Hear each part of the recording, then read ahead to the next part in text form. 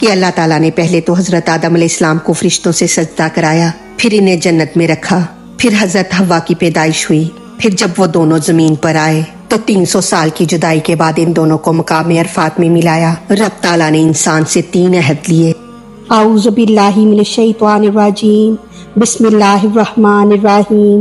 Wise اور جب اخذ اللہ لیا، اللہ تعالیٰ نے میثاق النبیین، نبیوں سے عہد۔ یہاں حضور صلی اللہ علیہ وآلہ وسلم سے خطاب ہے، یعنی اے محبوب صلی اللہ علیہ وآلہ وسلم انہیں یاد دلاؤ، یا اے اہل کتاب یاد کرو کہ جب رب تعالیٰ نے پیغمبروں سے ایک پختہ عہد لیا تھا۔ خیال رہے کہ یاد کرنا قولی یعنی زبانی بھی ہوتا ہے اور عملی بھی۔ یہاں قولی یاد کرانا مراد ہے۔ میثاق کے معنی ہے پختگی اور مضبوطی، یعنی وہ عہد جو بہت مضبوط ہو۔ عہد کی بہت سی قسمیں ہیں جن میں فرق کرنا ضروری ہے۔ ایک ہے اقرار، دوسرا دعویٰ، تیسرا عہد، چوتھا میثاق اور پانچواں اثر یعنی بوجھ۔ گزرے ہوئے زمانے کی کسی چیز کو مان لینے کا نام اقرار ہے، اور گزرے ہوئے زمانے کی کسی بات کو دوسرے کے ذمہ لگانے کا نام دعویٰ ہے کہ یہ بات اس نے کی تھی، اور آئندہ زمانے کی کسی بات کو اپنے ذمہ کر لینے کا نام وعدہ ہے، یعنی میں یہ کام کروں گا۔ پھر اگر یہ معمولی طور پر زبانی کر لیا جائے تو وعدہ ہے، اور اگر اس وعدے کو لکھ کر کچھ پختگی کر لی جائے تو یہ عہد بن جاتا ہے، اور اگر گواہی سے کچھ اور پختگی بھی ہو جائے جس سے اس کا انکار ناممکن ہو تو یہ میثاق بن جاتا ہے، اور اگر اس وعدے کے خلاف کرنے پر کچھ سزا بھی مقرر کر دی جائے کہ اگر میں اس وعدے کے خلاف کروں تو فلاں سزا کا مستحق ہوں گا، تب یہ اثر یعنی بوجھ ہے، یعنی بوجھ الوعدہ۔ اس آیت میں میثاق فرمایا گیا کیونکہ نبیوں کے اس عہد پر سارے فرشتے اور خود پیغمبر ایک دوسرے پر گواہ تھے، اور رب تعالیٰ کی شاہی گواہی بھی اس میں شامل تھی، یعنی رب تعالیٰ نے سارے پیغمبروں سے حضور صلی اللہ علیہ وآلہ وسلم پر ایمان لانے کا میثاق لیا، اور ان سب پیغمبروں کی امتیں بھی اس میں داخل ہوئیں کیونکہ وہ پیغمبر اپنی امتوں کے نمائندے تھے۔ بعض مفسرین نے فرمایا کہ رب تعالیٰ نے امتیوں سے پیغمبروں کا عہد لیا کہ اے لوگو تم ان پر ایمان لانا۔ بعض مفسرین نے فرمایا کہ رب تعالیٰ نے نبیوں کی امت اور ان کی اولاد سے عہد لیا۔ حضرت علی رضی اللہ تعالیٰ عنہ فرماتے ہیں کہ دنیا میں کوئی نبی نہیں آیا مگر رب تعالیٰ نے ان سے حضور صلی اللہ علیہ وآلہ وسلم پر ایمان لانے کا عہد لیا۔ پھر اس پیغمبر نے اپنی قوم سے عہد لیا کہ اگر تم حضور صلی اللہ علیہ وآلہ وسلم کا زمانہ پاؤ تو ان پر ایمان لانا اور ان کی خدمت کرنا۔ جمہور مفسرین اسی کی طرف گئے ہیں۔ لما جو کچھ آتیتکم میں دوں تمہیں من کتاب سے و حکمتیں اور حکمت، یعنی اے نبی صلی اللہ علیہ وآلہ وسلم انہیں یاد دلاؤ، یا اس واقعے کو بھی یاد کر لو کہ جب رب تعالیٰ نے پیغمبروں سے ایک پختہ عہد لیا کہ جب میں تمہیں اپنی کتاب اور اپنا علم خاص عطا فرماؤں۔ کتاب سے مراد ساری آسمانی کتابیں اور سارے صحیفے ہیں، اور حکمت سے مراد یا تو آسمانی کتابوں کا علم ہے یا وحی ہے، اور یا حرام و حلال کے مسائل ہیں۔ ثم پھر جاکم آئے تمہارے پاس رسول مصدق لما تصدیق کرتا ہوا اس کی جو معکم تمہارے پاس ہے، یعنی اے پیغمبروں پھر وہ رسول مطلق حبیب مختار جناب احمد مجتبیٰ محمد صلی اللہ علیہ وآلہ وسلم تشریف لے آئیں، جن کی نبوت نہ زمانے سے قید ہے، نہ جگہ سے، نہ کسی قوم سے۔ وہ ساری خلقت کے رسول ہیں، جن کی صفت یہ ہے کہ وہ تمہاری تمام کتابوں کو سچا کر دکھائیں گے، کیونکہ وہ سب کے بعد ہوں گے۔ سب کی تصدیق وہی کر سکتا ہے جو سب کے بعد ہو۔ خیال رہے کہ پچھلا پیغمبر اگلے پیغمبر کی بشارت دے گا، اور جو نبی بعد میں آئے گا وہ پچھلے نبیوں کی تصدیق کرے گا۔ آدم علیہ السلام سارے نبیوں کی بشارت دینے والے یعنی مبشر ہیں، وہ کسی نبی کی تصدیق کرنے والے نہیں، کیونکہ ان سے پہلے کوئی نبی نہیں گزرا۔ اور حضور صلی اللہ علیہ وآلہ وسلم سارے نبیوں کی تصدیق کرنے والے یعنی مصدق ہیں، اور کسی نبی کی بشارت دینے والے نہیں یعنی مبشر نہیں۔ اور درمیان میں آنے والے پیغمبر ان سے پہلے گزر جانے والے نبیوں کے مصدق تھے، اور ان کے بعد آنے والے نبیوں کے مبشر تھے۔ یہاں رسول سے حضور صلی اللہ علیہ وآلہ وسلم مراد ہیں، کیونکہ عظیم الشان نبی اور ساری خلقت کے مطلق رسول حضور صلی اللہ علیہ وآلہ وسلم ہی ہیں۔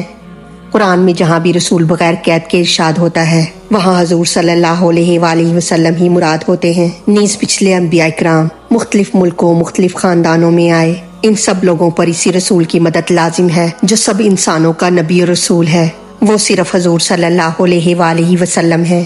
دیگر انبیاء کرام خاص ملکوں خاص قوموں کے رسول ہوتے تھے، اس لیے سارے نبیوں پر ان کی اطاعت کیوں کر لازم ہو سکتی ہے۔ نیز تمام کتابوں اور نبیوں کی تصدیق کرنا، کسی نبی کی بشارت نہ دینا، یہ صرف حضور صلی اللہ علیہ وآلہ وسلم کی صفت ہے۔ دیگر انبیاء کرام مصدق بھی تھے اور مبشر بھی۔ ان 4-5 وجہوں سے معلوم ہوتا ہے کہ اللہ تعالیٰ نے ہمارے رسول صلی اللہ علیہ وآلہ وسلم کے لیے ہی یہ عہد و پیمان لیے۔ کم میں خطاب بلا واسطہ پیغمبروں سے اور بالواسطہ ان کی امتوں سے ہے۔ تصدیق کے معنی ہے سچا کرنا، سچا کہنا اور سچا کہلوانا۔ یہاں تینوں معنی درست ہیں۔ محکم سے تمام پیغمبروں کی کتابیں اور معجزے اور صفتیں وغیرہ سبھی مراد ہیں، کیونکہ حضور صلی اللہ علیہ وآلہ وسلم نے ان سب کی تصدیق فرمائی۔ لا تؤمنن، البتہ تم ضرور ایمان لانا، یا تم ضرور ایمان لاؤ گے، بھی اس پر، والا تنصرن، اور البتہ تم ضرور مدد کرنا اس کی، یا اور ضرور تم مدد کرو گے اس کی، یعنی تم تمام حضرات باوجود پیغمبر ہونے کے ان کا کلمہ پڑھنا، ان پر ایمان لے آنا اور ان کو اپنا پیغمبر تسلیم کر کے اپنے آپ کو ان کا امتی مان لینا، اور ہر طرح ان کی خدمت، ان کی اطاعت اور ان کی مدد کرنا۔ اس جملے کے بعد انبیاء کرام کے جواب دینے کا موقع تھا، مگر انہیں موقع نہ دیتے ہوئے رب تعالیٰ نے خود فرمایا، قالا، اس نے فرمایا، یعنی اللہ تعالیٰ نے فرمایا، کیا اقرر تم نے اقرار کیا، واخذتم، اور تم نے قبول کیا، اللہ پر، ذالکم، اس یا یہ، اسری میرا عہد، یعنی رب تعالیٰ نے فرمایا، اے گروہ انبیاء، فرماؤ کیا تم نے اس کا اقرار کیا ہے اور میرے اس بوجھل عہد کو قبول کیا ہے؟ آلو، کہا انہوں نے، یعنی انبیاء اکرام نے، اقررنا، اقرار کیا ہم نے، یعنی ان تمام حضرات انبیاء اکرام نے عرض کیا کہ اے مولا، ہم نے اقرار کر لیا، ہم اس معاہدے کی ضرور پابندی کریں گے۔ خیال رہے کہ معمولی چیزوں کا اقرار صرف ہاں کہہ دینے سے یا کبھی خاموش رہنے سے بھی ہو جاتا ہے، مگر بہت اہم اور ضروری چیزوں کا اقرار ہاں یا صرف چپ رہنے سے نہیں ہوتا، بلکہ وہاں اقرار یا قبول کے الفاظ بولنے پڑتے ہیں، جیسے نکاح میں قبول کہنا لازم ہے، کیونکہ یہاں اقرار اہم تھا، اس لیے اقررنا کہلوایا گیا۔ پھر صرف اسی پر کفایت نہ فرمائی بلکہ ارشاد ہوا، قالا، اس نے فرمایا، یعنی اللہ تعالیٰ نے فرمایا، فاشہدوا، پس تم گواہ رہو، وانا، اور میں، معکم، تمہارے ساتھ ہوں، من الشاہدین، گواہوں میں سے۔ فاشہدوا میں سارے فرشتوں سے خطاب ہے، یعنی اے فرشتوں تم اس اقرار پر گواہ رہو، مگر بعض مفسرین فرماتے ہیں کہ اس میں خطاب پیغمبروں سے ہے، یعنی اے پیغمبروں تم دنیا میں اپنی امتوں کے سامنے اس عہد کی گواہی دو اور انہیں یہ خبر پہنچاؤ۔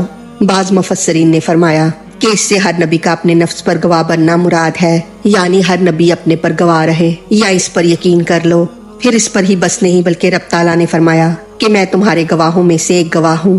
خیال رہے کہ انبیاء اکرام کی گواہی اس پر ہوئی اور رب تعالیٰ کی گواہی انبیاء اکرام کی گواہی پر ہوئی، یعنی رب تعالیٰ نے فرمایا کہ میں تمہاری گواہی پر گواہ ہوں، جیسے شہنشاہ ایک واقعے کو دیکھے کہ وہ حاکم بھی ہے اور گواہ بھی۔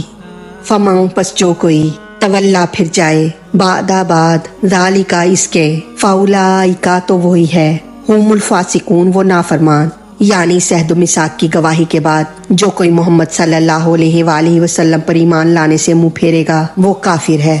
فاسقون فسق سے بنا ہے جس کے معنی ہے نکل جانا۔ تقوی اور پرہیزگاری سے نکلنے کو بھی فسق کہتے ہیں اور اسلام سے نکل جانے کو بھی فسق کہتے ہیں۔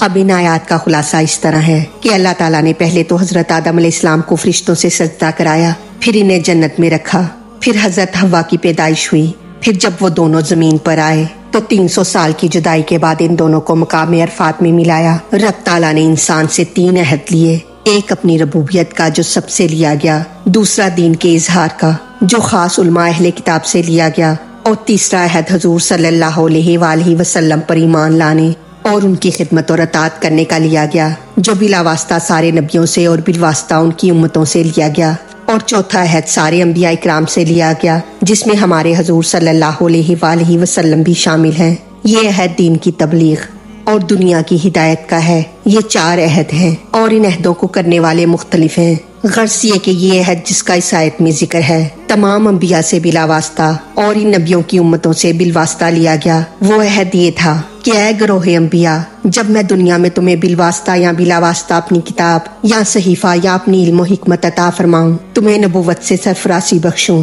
پھر اسی حال میں جبکہ تمہاری نبوت کا آفتاب چمک رہا ہو اور تمہارا کلمہ پڑھا جا رہا ہو، تمہارے نام کے ڈنکے بج رہے ہوں، تو احمد مجتبیٰ محمد صلی اللہ علیہ وآلہ وسلم تمہارے پاس تشریف لے آئیں تو تم ان کا کلمہ پڑھ کر ان پر ایمان لانا، ان کی ہر طرح مدد کرنا۔ بولو کیا اقرار کرتے ہو اور اس بھاری ذمے کو اٹھاتے ہو؟ تمہیں یہ بات منظور ہے؟ سب انبیاء اکرام نے عرض کیا، اے مولا، ہم سب کو اس کا اقرار ہے۔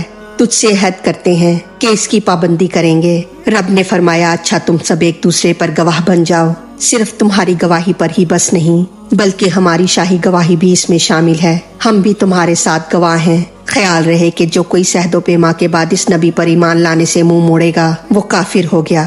اللہ تعالی ہماری غلطیوں کو معاف فرما کر ہمارا پڑھنا سننا اپنی بارگاہ میں قبول فرمائے، ہمیں دین و دنیا کی تمام نعمتیں عطا فرمائے اور ہمیں عمل کی توفیق عطا فرمائے، آمین یا رب العالمین۔ وما علینا الا البلاغ المبین۔